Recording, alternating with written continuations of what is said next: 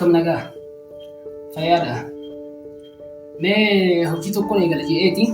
Hojii san immoo kophaa hojjechuurra yoo waliin taanee kan hojjennu taate hedduu dhiibbaa gaggeessuu dandeenya. Dafnee milkoofna. Saniif jecha mee waan kana waliin hojjenna akkam jettan. Waliin taanee yaada garaagaraa finnee akka bakka wanta dafnee milkoof akka ajaa'ibatti hin deeman. Kanaafuu akkam jettan mee? Hota. Takki namoo yaada irra kan naame. Maali? Dhala ta'u. Waan ajaa'ibaati wallahi. Kanaaf amma kophaa kiyya yoo kan wanti godhu taate yeroo dheeraa nuti fudhata. Garuu yoo waliin taane yeroo dhihoo keessatti akka milkoofu. Kanaaf na caalarraa ammas yaada garaagaraa yoo waliif finne kan yaada kana caalaa dafnee saffisuu dandeenya jechuudha. Kanaafuu waan kana waliin osoo hojjennee kam jettan. Bilbila dhiisinatti haasa'ee na hobbat taasisan uma haa ta'u.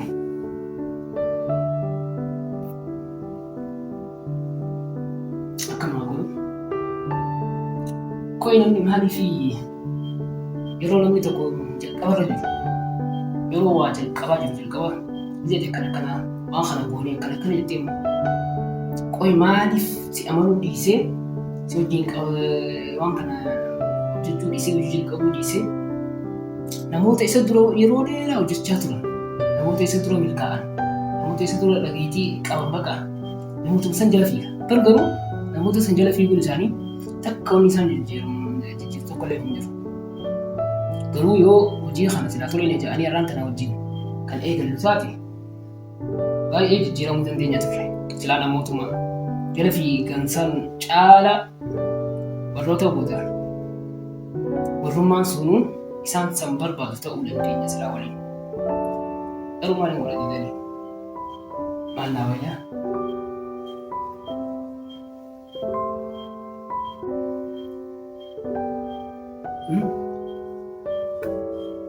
Maal naa wayyaa? Duraan silaa isaanii wajjin hin eegalle garuu yoon amma isaaniin eegate yeroo hundi useetuma kan hin ta'u taate eegaluu hin danda'u jechuun yoomuu taanaan isaan dhufuu dhabuu danda'a. Kanaaf isaan kan itti dhiisee ofiif yoon jalqabee yoo akkas ta'uu qaba. Isaan dhiisee ofiif jalqabuu qaba waan kana. Sirrii wallahi yaada sirriiti. Yoon irraa wanta kana dhugumaan akka yaada sirriitti akkuma isaan waliin goona jedhee karoora baasisanitti ofiif takka jedhee qixa sirriitiin irratti hojjedhee irratti obse isaanummaan kunuu goota dhufuu danda'a. Kanaafuu nama eeguun qabu. Guddina kiyyaaf hanga namni dhufuu eeguun qabu. Abbaan barbaade haa dhufu, abbaan barbaade haa dhiisu. Ani wanta jedhe san galmaan ga'uu danda'uu qaba. Garuu osoo ni danda'a. Maaliif hin dandeenye? Warri jalqaba eegale sun bara. Namni obbo takkaan ka'ee bakka guddoo ga'e jiru. Kanaaf jijjiiramuun kiyya ifaa jechuudha.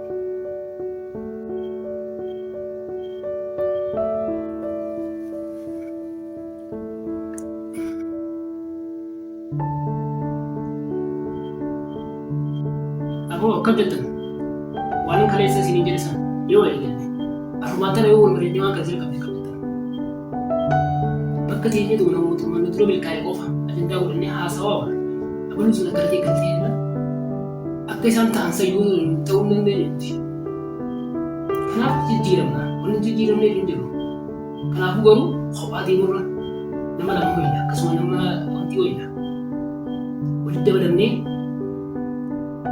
yaada garaagaraa argannee cimnee hojjenne namoota san hunda caalaa jijjiiramuu dandeenya bara.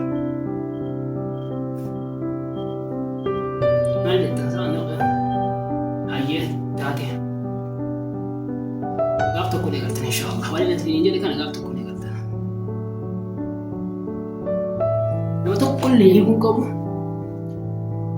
ifiif hojii takka jedhee eegalee suutaan jijjiirama fiduu ni danda'a inshallah.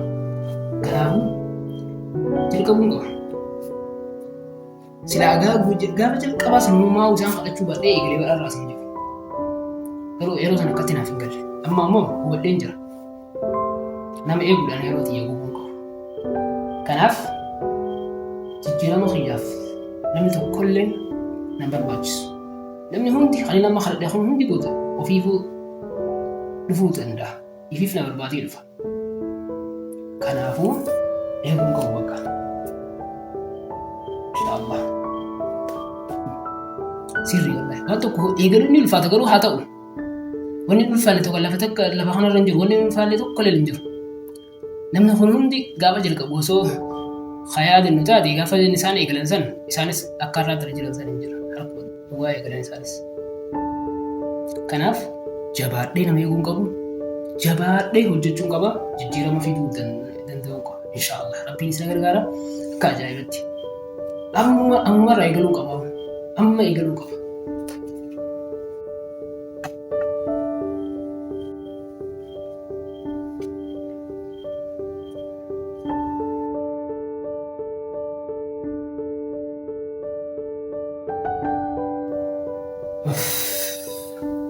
Alhamdulillah hojii guyyaa takkaffaa xumuree kan xiyyaanne wallahi alhamdulillah. Hai alhamdulillah guyyaa takkaffaa inshallah jijjiiramni akka dhufu gareetiin jira.